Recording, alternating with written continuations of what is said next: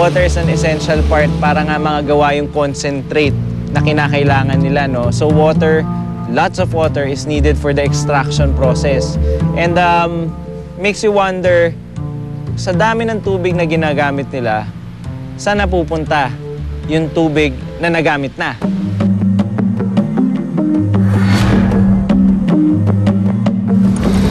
So literally, binabaybay natin ang isang nahukay na bundok. Medyo may konting liwanag na, pero may kita nyo dito sa right side ko.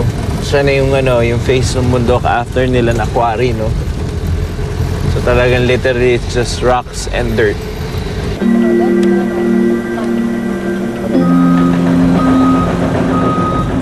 Sa mga tubo na ito, dumadaloy ang tubig mula sa milling division. Ayon sa kanila, 1,520 cubic meters of water ang nagagamit nila kada araw. Nandito na tayo sa tailings pond number 3. Ito yung currently active na tailings pond na ginagamit ng kumpanya sa kanilang pagmimina, no? So ito yung nagko-control ng pag-release din ng tubig, no? Para hindi nga naman masobrahan yung pag-release at pati yung sediment na nasa ilalim masama doon, no? So again, yun yung importance kaya they keep a certain level. Para once umabot sa level na yun, hindi maapektuhan yung mga nagsettle na sediments or yung mga solids mula doon sa wastewater. Dito sa tailings pond number 1 na matagal na decommission at ngayon tinutubuan na ng iba't ibang klaseng halaman, may mga iba pa silang mga projects na ginagawa dito sa decommission na tailings pond. Meron silang mini golf course at recreational areas. Habang nililibot namin ang operasyon ng minahan, nakatawag ng pansin namin ang mga hayop na ito.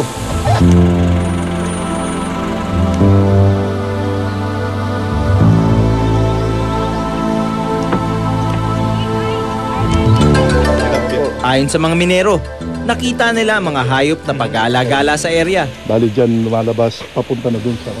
Sa aming pagre-research, napag-alaman namin na ang bald eagle at gecko ay likas na residente sa Cordillera. Maraming organisasyon din ang kritikal sa epekto ng mining sa kalikasan, lalo na sa mga ilog at dagat na malapit sa minahan. Sinasabi natin, sa kalagayan ngayon ng ating mining industry, mas lalo tayong maghihirap kung ganito yung magiging kalakaran.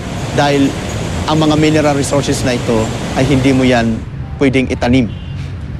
Pag kinuha mo yan ay wala na. Sa rehiyon ng Cordillera, may 3 malakihan o large-scale mining companies ang nag-ooperate.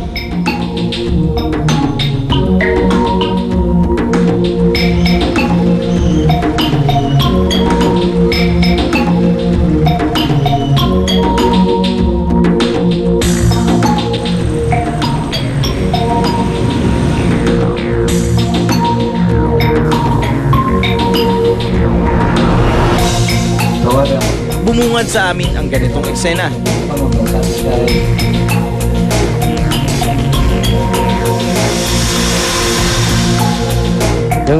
Yung kasing napatay yung drilling na yan ang pinatayo nila para tignan nila kung marami pang gold na makukuha dito sa amin.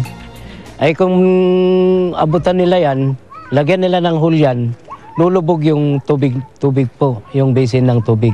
Masisira ang basin ng tubig namin. Mawawalan kami ng pangdilig sa pananim namin. Kaya ayaw namin po sa minas at saka drilling.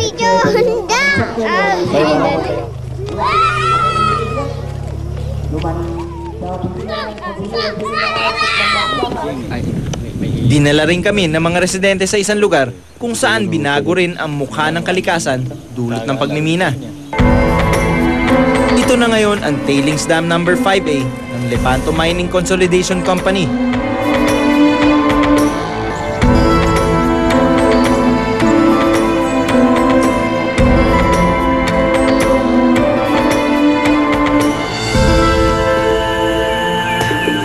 Mula dito, kapansin-pansin ang binubugang tubig mula sa kanilang tailings.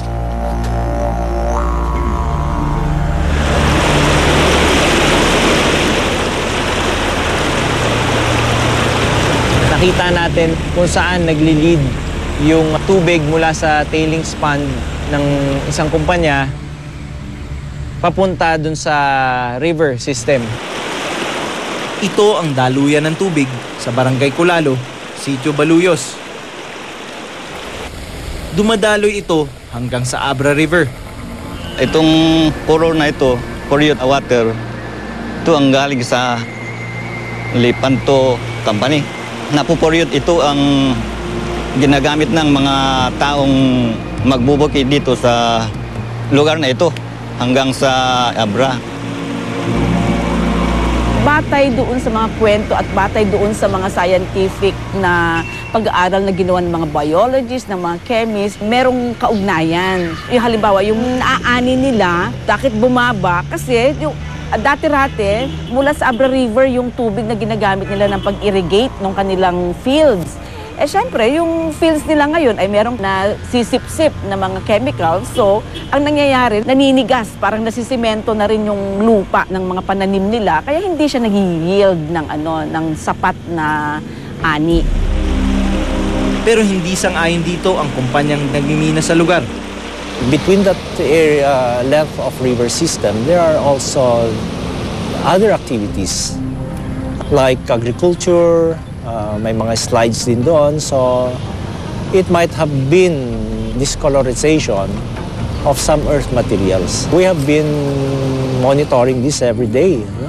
So kung meron mang discolorization, we always see to it na we find measures for it immediately. And discolorization of small discolorization, hindi naman masyadong, as I have seen it, will not reflect the entire quality of water. It might be one parameter, but if you try to analyze it, these are not toxic.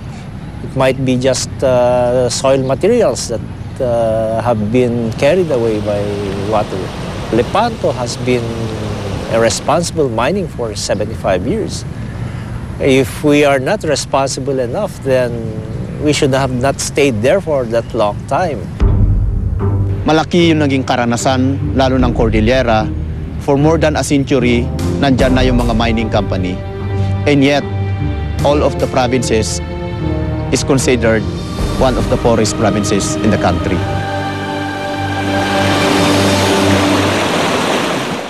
Una, ang pangangalaga sa kalikasan sa